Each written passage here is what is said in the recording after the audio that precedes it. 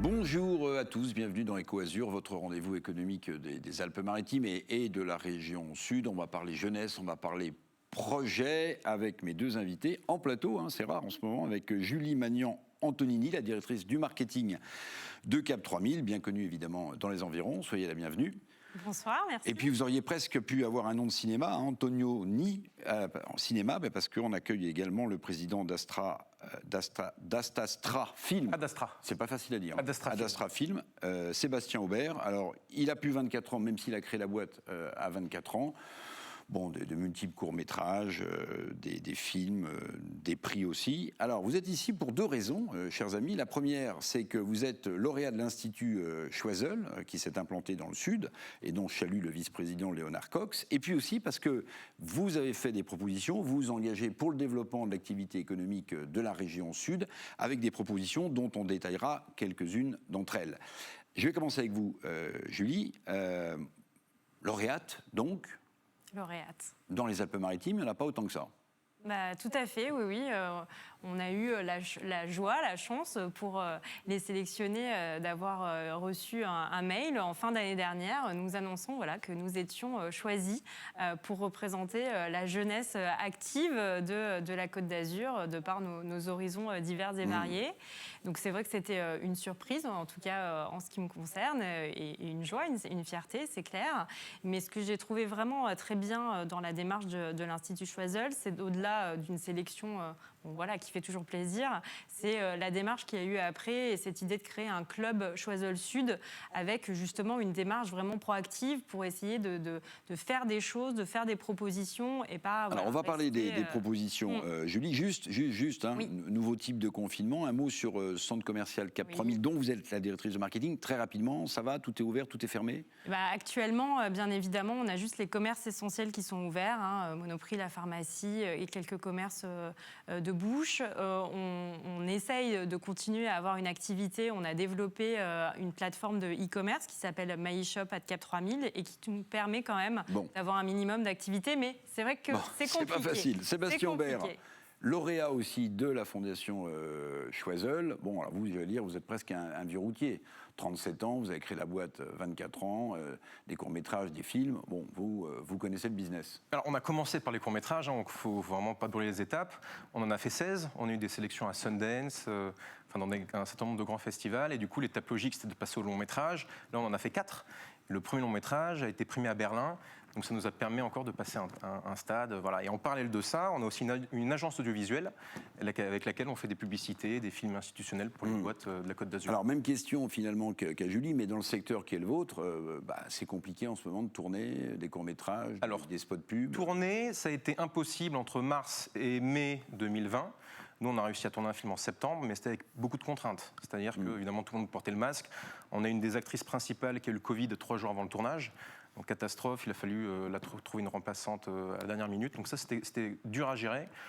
Et surtout, le principal problème, c'est que les distributeurs qui sortent les films en salle et qui sont nos financeurs et eux qui parfois et souvent lancent les projets, eux n'ont plus de films qui sont sortis depuis. Non, et puis ceux qui ont été tournés, qui ont été montés, ils sont en attente d'être visionnés par le public. Tout à fait. Donc c'est extrêmement compliqué. On va avoir beaucoup de films qui vont se battre pour sortir là d'ici la fin d'année, et ça va être dur. Alors Julie, je le rappelais tout à l'heure, il y a 15 propositions qui sont sur la table pour développer les leaders du business dans le Sud que vous êtes, pour développer l'attractivité de notre belle région. Tenez 2 ou 3 propositions que vous aimeriez mettre en avant. Alors 2 ou 3. Alors une qui me tient à cœur parce que c'est mon domaine d'expertise, c'est tout ce qui a trait au marketing territorial. Les propositions ont été séquencées en court terme, moyen terme, long terme, et c'est vrai que ça c'est quelque chose aussi qui est important. On le voit aujourd'hui, il y a un certain nombre de marques qui ont émergé dans la région sud, et c'est important d'arriver à coordonner un petit peu toute cette démarche. Et ce que je trouve intéressant dans ce qui est proposé là sur ce sujet du marketing, c'est de se dire qu'à un moment donné, il faut s'appuyer aussi sur les pépites pépites sur les entreprises justement locales qui réussissent et qui peuvent porter ce marketing. C'est-à-dire à un moment donné, voilà, c'est pas juste du branding, c'est montrer en quoi en fait on a des vrais talents dans Donc le là, Sud. vous restez dans votre sphère de confort, si j'ose dire. Un projet qui soutient le marketing. Vous êtes directrice du marketing de Cap 3000. C'est pour ça que ça Autre parle. proposition. Eh ben, talent, je vous disais, voilà, justement, talent, repérer les pépites et attirer des talents et les garder. Ça, c'est aussi quelque chose que je trouve très important. Ici, on le voit, il y a énormément de jeunes qui partent, en fait, que ça soit à Paris pour trouver du boulot ou à l'étranger. Moi, dans mon cas, ça a été... Voilà, quand j'ai... Donc il faut les retenir en leur disant, il n'y a pas que la Méditerranée, il n'y a pas que l'Estérel, il n'y a pas que les Bouches-du-Rhône et les Calanques, il y a aussi des gens pour vous écouter et vous faire grandir. C'est ça, de la formation, des écoles aussi d'un niveau national ou international. Donc pour ça, il faut des infrastructures aussi. Donc c'est là où il faut une politique publique et aussi de financement privé qui appuie tout ça. Mais il faut travailler sur ça et donner la possibilité à des jeunes d'avoir des perspectives de développement. Sébastien Aubert, 1, 2, 3 propositions que vous mettez en avant parmi les 15. Le premier constat, c'est que vu qu'on est loin de Paris, on est loin des décideurs. Je parle pour ma profession, la plupart des décideurs du cinéma sont à Paris. Et une des recommandations, c'est de dire essayons de faire venir des leaders économiques sectorialisés. Mais ils viennent pendant le Festival de Cannes. Ils viennent 2 semaines par an. Oui. Mais l'idée d'ouvrir un bureau de Netflix, un bureau d'Amazon Prime, il suffirait qu'il y ait un seul de ces personnes-là qui viennent, une seule de ces sociétés qui viennent, pour qu'il y ait un espèce d'appel d'air extraordinaire pour les boîtes pour venir s'installer. Et comment on fait pour pousser Netflix ou Amazon Prime à venir ? Ça, c'est compliqué. Donc, ce que j'avais aussi recommandé, c'est, par exemple, il y a un acteur qui s'appelle Hulu, bien sûr. qui est hyper connu aux États-Unis, mais qui n'est pas implanté, je crois, même en Europe. Il n'est pas implanté en France, mais pas en Europe. Ils ont prévu d'ouvrir un bureau, on ne sait pas où. Ils ont prévu d'ouvrir, de rendre accessible leur plateforme au public français. C'est peut-être l'occasion d'essayer de les harponner, de leur dire plutôt que de Paris, venez ici. Et le cinéma chinois, pourquoi pas non plus essayer d'intéresser des plateformes chinoises à venir s'installer Pourquoi pas, c'est une excellente idée. Non excellente idée. Parce que les Chinois, ils peuvent aussi financer des films. Tout à fait. Et je suis en discussion avec des investisseurs chinois qui sont énormes. Et c'est vrai que c'est une vraie piste. Donc ça, c'est la première idée, c'est d'essayer de faire venir, d'attirer vers nous des grands groupes. Et après, il y a l'inverse. C'est-à-dire comment est-ce que nous, boîtes d'ici, pouvons avoir un pied-à-terre à Paris. Et donc l'idée qu'on a proposée, donc il y a une maison de la région sud, mais qui est encore assez peu identifiée par nous, Société du Coin. Donc l'idée, c'est vraiment de communiquer là-dessus, de mettre en place une sorte de coworking, peut-être avoir, je ne sais pas, un appartement qui soit disponible pour que les jeunes start-up, quand on a 25 ans qu'on crée sa boîte, on n'a pas d'argent, on est à 100 € près, donc payer une chambre d'hôtel à Paris sur 3 jours pour faire les rendez-vous business, ça peut vraiment aider les entreprises. Donc maison de la région sud à Paris, maison de la région sud à Bruxelles, on est beaucoup à dépendre de financements européens.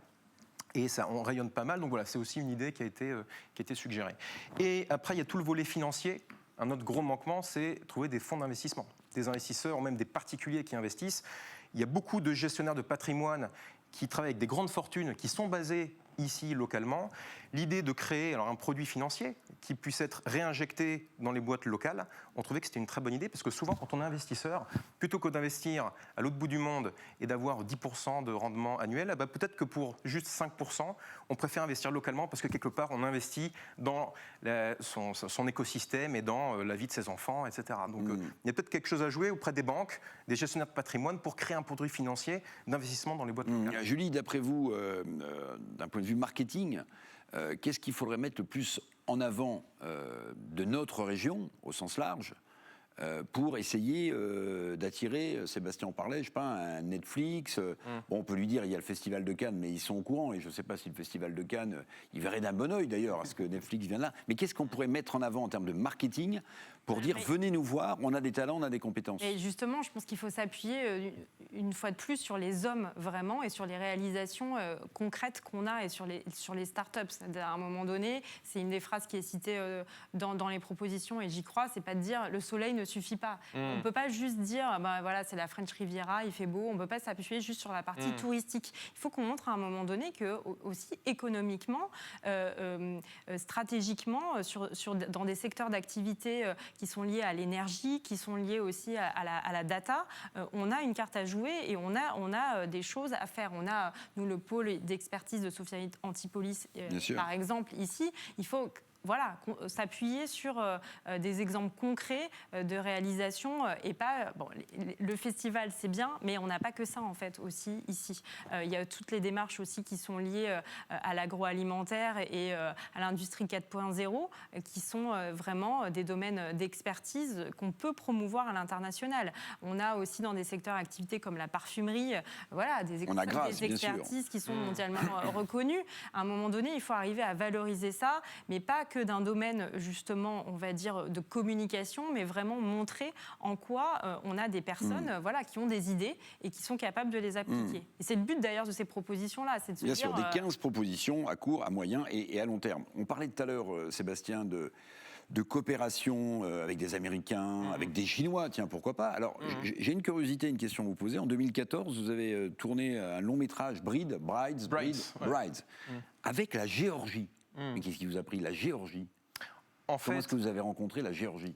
Dans un festival. En fait, l'essentiel de mon métier, et c'est pour ça que depuis un an, mon activité, c'est tragique, hein, l'essentiel de mon activité, c'est sur les marchés. Vous avez l'air fatigué mais heureux.